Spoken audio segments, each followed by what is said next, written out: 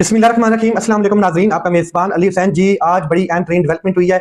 दो तीन चीज़ों पे बात करनी है। एक तो बिलावल भुट्टो साहब जो ट्रंप के नाश्ते पे गए हैं, उसकी हकीकत क्या है। दूसरा, जरदारी साहब ने जो चाइना का विजिट किया है, उसमें जो जितना प्रोटोकॉल और जिस मकसद के लिए गए थे, क्या मकसद था और कौन लोग उसके साथ शामिल थे उस पूरे प्रोटोकॉल में, कौन सी टीम चाइना गई है और क्या करने गए हैं और क्या कर रहे हैं वहां पर। तीसरी बड़ी अहम तरीन चीज़ कि 8 फरवरी को यौम स्याह मनाया जा रहा है और इसके हवाले से पाकिस्तान तहरीक इंसाफ कितनी तैयारियां कर चुकी है।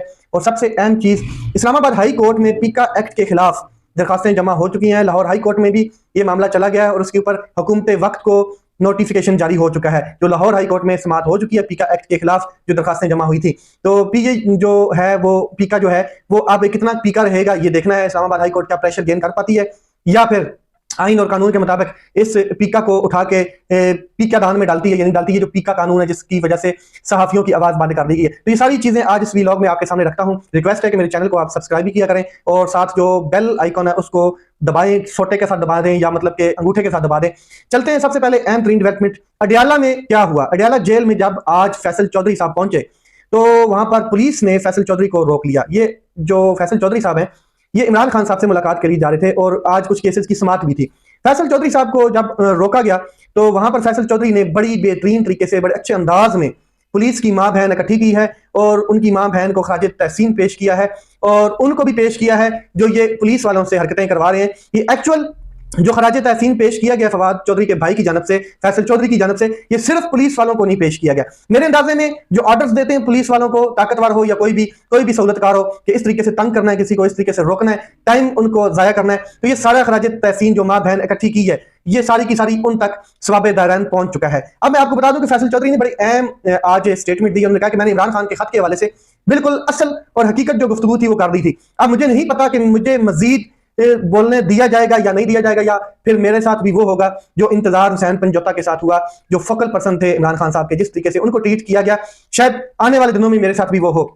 26वीं आईनी तरमीम के बाद अब जजेस की जो औकात है वो पटवारियों वाली रह गई है, फैसल चौधरी साहब ने कहा है। और अब जजेस को इदारे से ज्यादा अपनी नौकरी की फिक्र है, अदारे की साख्त बचे या ना बचे, ये जो अपनी कुर्सी है, ये जो अपनी नौकरी है, ये किसी तरीके से बच जाए और जो इदारा है उसका तो अल्लाह ही हाफिज है। पहले भी कंट्रोल हो चुका है, सुप्रीम कोर्ट कंट्रोल हो चुकी है, बड़े बड़े जजेस कुछ इस्तीफा देके चले गए, कुछ को क्रॉस करके चीफ जस्टिस बना दिया गया, ये इस तरह के सारे मामला हो चुके हैं। तो कुछ जजेस ऐसे हैं जो इदारे की साख्त के लिए आज भी स्टैंड करते हैं, आज भी डट के खड़े हैं। For example Mohsin Akhtar Kiyani, Islamabad high court, फिर वो 6 जजेस जिनका लेटर गया, फिर जस्टिस मंसूर अली शाह साहब, मुनीब अख्तर, अत्तर मिनल्ला साहब, आयशा मलिक, इस तरह के जजेस आज भी सुप्रीम कोर्ट ऑफ पाकिस्तान और हाई कोर्ट में बैठे हैं जो इदारे की साख्त के लिए, आइन के लिए, कानून के लिए अपना हक अदा कर रहे हैं। तो अगर कोई सोच रहा है जज कि हम इस्तीफा दे के चले जाएं, बेहतर है हमारे ऊपर कोई मतलब मिसकंडक्ट की कार्रवाई ना हो जाए या फिर इस तरह का कोई मामला ना हमें देखना पड़े या हमारे ऊपर प्रेशर जो बनाया जा रहा है तो हम इस्तीफे दे दें, तो मैं ये उनको मशवरा देता हूँ, मेरी जाती राय है और कौम भी ये सोच रही है कि इनको इस्तीफा नहीं देना चाहिए। इनको निजाम के अंदर रह के, सिस्टम के अंदर रह के मुकाबला करना चाहिए, जैसे जस्टिस मंसूर अली शाह साहब सिस्टम के अंदर रह के मुकाबला कर रहे हैं, बाकी लोग भी ऐसे हैं जो सिस्टम के अंदर रह के मुकाबला कर रहे हैं। ठीक हो गया, तो आगे चलते हैं। 26वीं आईनी तरमीम के हवाले से उन्होंने ये क्लियर कहा है कि जजेस की अब औकात नहीं रह गई है जितनी पटवारी की होती है, इससे ज्यादा उनकी कोई औकात नहीं रह गई। फैसल चौधरी साहब ने कहा है कि जब जेल के अंदर दाखिल हुआ तो मुझे रोका गया, तो फिर मुझे ये समझ नहीं आती कि किस तरीके से रोकते हैं, हालांकि जजेस ने हमें कॉल की होती है, बताया गया होता है कि आज आपकी समाअत है फलां केस की। फैसल चौधरी साहब ने कहा चीफ मजिस्ट्रेट या अफरीदी की जो हैसियत है उसके हवाले से उन्होंने बात की है कि ऐसा चीफ जस्टिस होने का कोई फायदा नहीं है, कोई फख्र की बात नहीं है जिसका हुक्म उसके मातहत जो जजेस हैं वो ही नहीं मानते हैं। और इस चीफ जस्टिस का जो एक नाम रह गया या ओहदा रह गया, इसकी इतनी की हैसियत है कि जैसे कब्र के ऊपर एक तख्ती लगी होती है और उसके ऊपर नाम लिखा होता है, सिकंदर आजम लगा ले या बड़ा कोई नाम लिखा होता है, अब वो चीफ जस्टिस का वो तख्ती वाला साहब रह गया।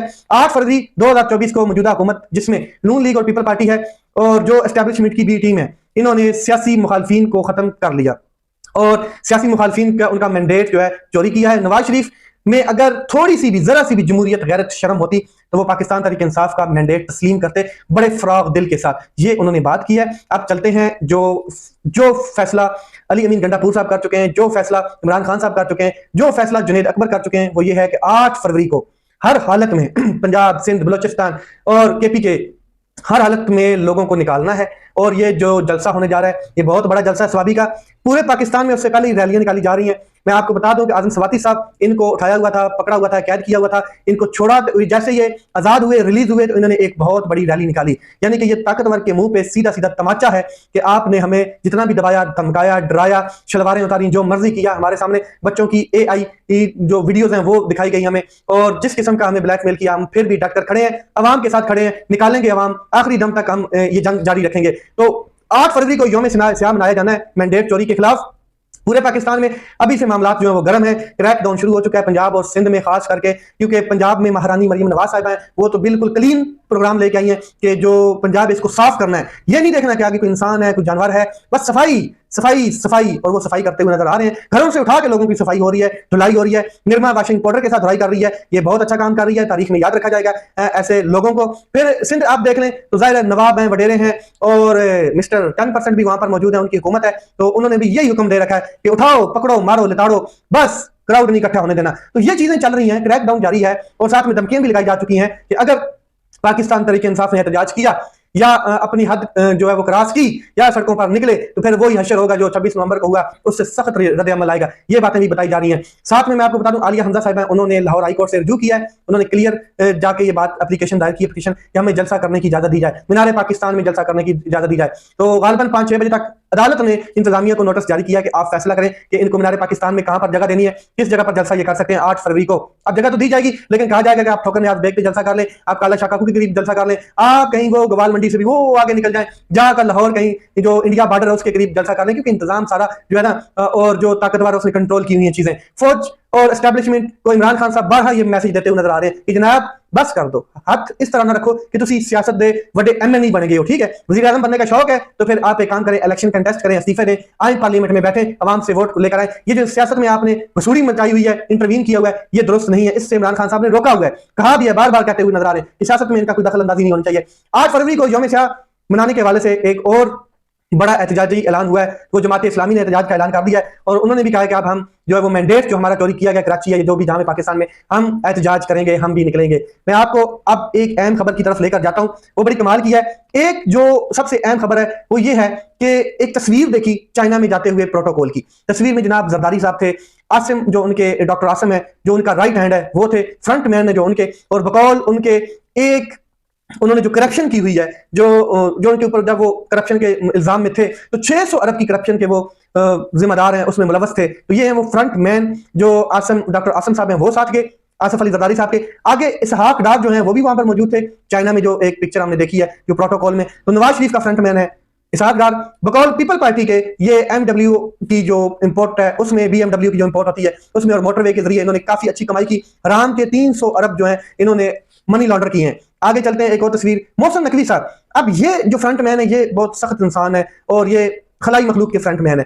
तो बकौल मुस्लिम लीग नून और पीपल पार्टी और निगरान दौर में इन्होंने गंदम इंपोर्ट में बहुत कमाया है, दूसरे कई स्कैंडल्स में भी इन्होंने 250 अरब की करप्शन की है। 4 नंबर पर एक और शख्स है और वो है आसिफ अली जरदारी साहब, जिस पर मुस्लिम लीग नून और फौज का इतफाक रहा है, एस्टैब्लिशमेंट का भी इतफाक रहा है कि ये मिस्टर 10% नहीं बल्कि आप मिस्टर 90% है। ये फेस लेके सारे गए हैं जनाब, ये सारे फार्म 47 की इलास्टिक वाली शलवारें पहनने हैं, पार्लियामेंट में और ओहदों पर बैठे हैं, और ये जनाब चाइना में गए हैं। वहां पर इन्होंने बताया कि जनाब हम वो लुटेरे हैं जो हम लूटते रहे हैं, अब कोई थोड़ा सा आप हमें देते हैं तो हम यहाँ पर आ गए हैं, इदारों का नाम लेंगे, इदारों के लिए फंड इकट्ठे करेंगे, इदारों के लिए प्रोजेक्ट बनाएंगे, खाएंगे ये लोग खुद। अब बिलावल भुट्टो की बात कर लेते हैं। तो बिलावल भुट्टो जनाब ट्रंप के नाश्ते पर चले गए। अब ये ऑफिशियल नाश्ता नहीं था, ट्रंप की जानिब से कोई इनविटेशन बिलावल भुट्टो साहब को नहीं आया हुआ था। ना बिलावल भुट्टो साहब के मुंह में अंडे छील छील के जनाब ट्रंप ने उनके मुंह में डाले कि आप हमारे स्पेशल गेस्ट हैं, ना कोई राने बकरे की उनके मुंह में डाली है, ना उनको टोस्ट खिलाया है, ना कोई उनको पिज्जा खिलाया है। ये एक ओवरऑल नाश्ता था, और ये जो एक पॉलिसी चलती आ रही है बड़े अरसे से, 90s से चलती आ रही है पॉलिसी के,